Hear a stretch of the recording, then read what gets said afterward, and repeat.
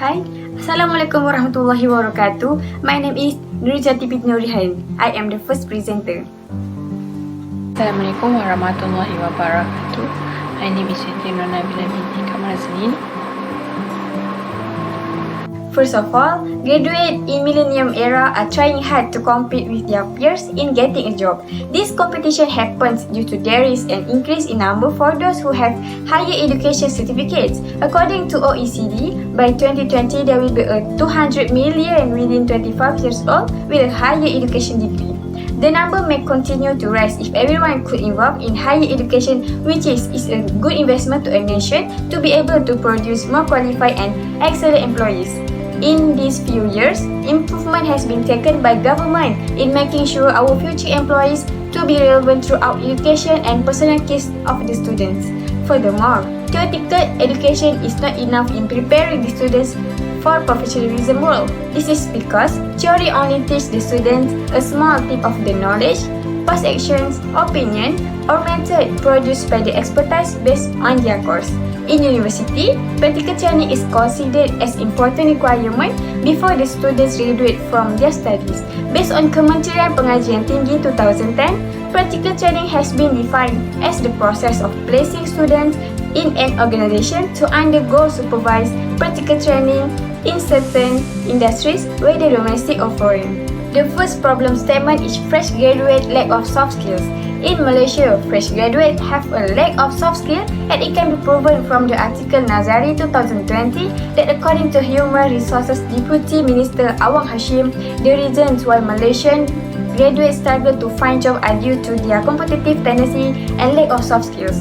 Based on statistics from the 2016 Graduate Statistic Report, the jobless rate among graduate students was increased from 2016 to 2019. It shows the increasing unemployment rate for fresh graduates from year to year, and one of the reasons is because of the lack of soft skills. Secondly, choosing employees based on personal skills. Many companies choose people based on their personality rather than their GPA because technical skills are easier to learn than character. From the standpoint of job seekers, excellent soft skills will help companies embrace an individual. Employers want graduates who can manage and execute tasks fast. Thirdly, the problem statement is technology may replace human labor. According to Pew Research Center study of roughly 1,400 technology and education professionals will be the most valuable work trade soon. Next, this is question and research objective. The first research objective is to investigate the student perception of practical training. Second, to determine the student views on their personal self-development.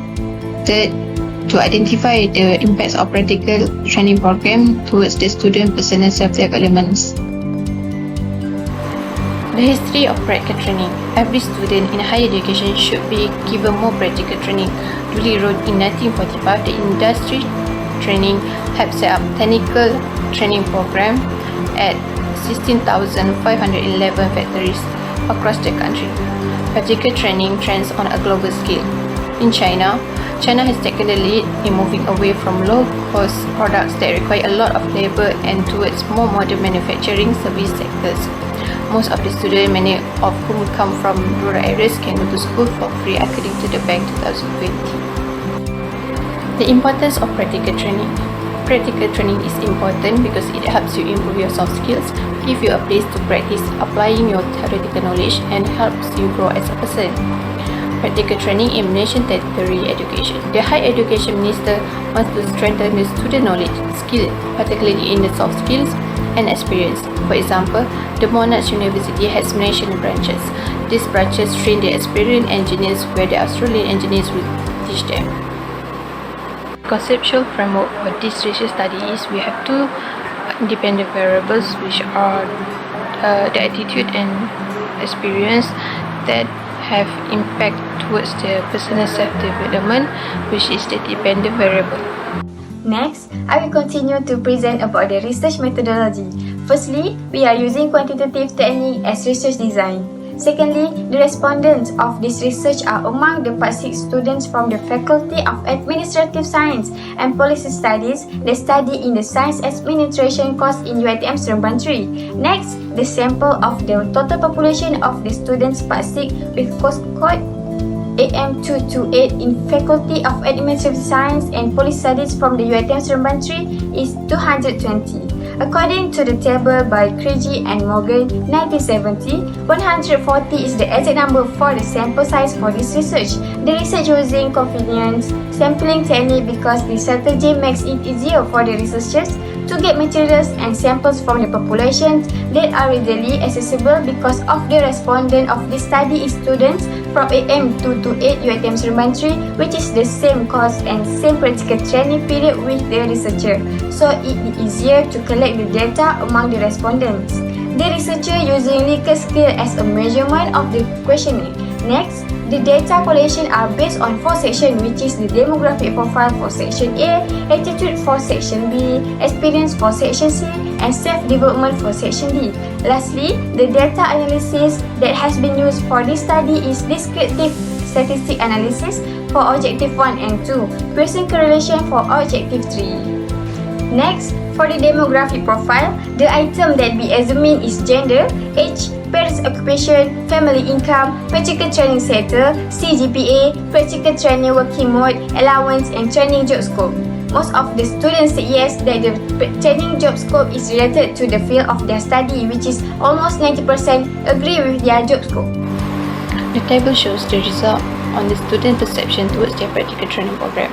The result reveals that the higher mean score of student perception was on the item the practical training program is important for the soft skill group with a mean 4.207. Here, the students appreciate the need of practical training to improve their soft skill and professional competences for their future careers, according to this study.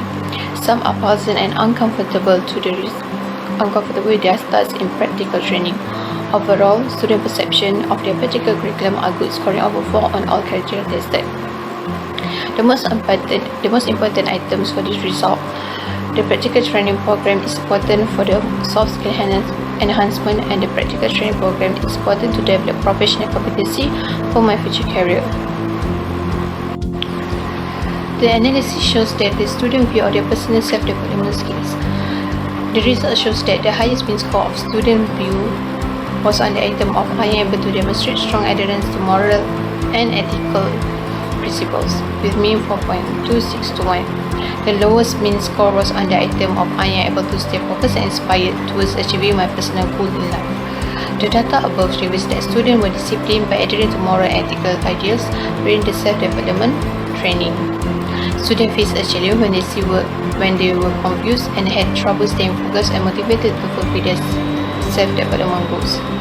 So based on the result, students think that their self-development skills are good with the mean overall score over 4. Next, the analysis on the objective number 3, the impact of practical training toward self-development. As we can see, the finding had discovered a positive and significant relationship between experience and self-development, with the result from Pearson correlation test was less than 0.05. Therefore, the alternative hypothesis was accepted, where there is significant relationship between experience and personal self-development. The table above shows a strong and positive relationship between experience as the independent variable and the personal self-development. The first limitation is the imperfection of survey, where the accuracy of the respondent answers was questioned. This is because they may not be honest during answer survey and the lack of understanding towards the content of the survey. So the suggestion for this was the researcher must use simple sentences that can make respondent easy to understand the content of the question. Second limitation was the small sample size. The small sample size causes the data cannot represent the whole population of students that undergoes practical training in Malaysia. Therefore, the future suggestion for this was enhance the research scope and increase the sample size. In conclusion, practical training is an essential component because it enables undergraduates to combine job-related experience and knowledge into their formal education by participating in supervised, scheduled work in actual professional settings. In summary, the goal of this research was to investigate the influence of practical training programs of students' personal self-development. In addition, this research may enlighten academics or researchers that somehow of the study of practical training program may be conducted given the paucity of quantitative research on practical training and students' personal self-development in Malaysia. Consequently, the result of this study revealed that there is significant and positive association between experience as the independent variable and self-development as the dependent variable. Specifically, this study has provided evidence that the independent variable is significantly related to the personal self-development of the students.